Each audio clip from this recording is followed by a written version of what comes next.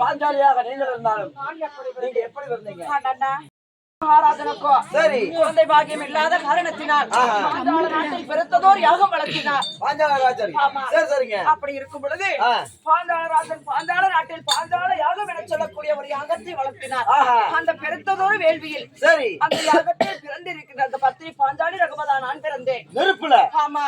சரி சரிங்க. அந்த யாகத்தில் பிறந்தபடியால் எனக்கு யாகசேனா என்று மற்றொரு பெயர் இருக்கிறது. யாகசேனா என்று. சரி சரி. அப்படி இருந்தாலும் நான் மட்டும் அந்த யாகத்தில் பிறந்தேனா? வேற யார் யாரு என்னுடன் யார் பிறந்தார்? யார் பிறந்தார்? நான் பிறக்கும் பொழுது என்னுடனே ஒரு வளையாத வில் ஒன்று பிறந்தது. வளையாத வில்லு? சரி. வில்லொன்று சொல்லொன்று பிறந்தது. வில்லொன்று சொல்லொன்று பிறந்தது. அது மட்டுமல்லாமல் எனக்கு மூத்தபடியாக என் அண்ணனாக விளங்கக்கூடிய துஷ்ட துய்மன் பிறந்தார். அண்ணன் குஷ்டம் முடிச்சவனா?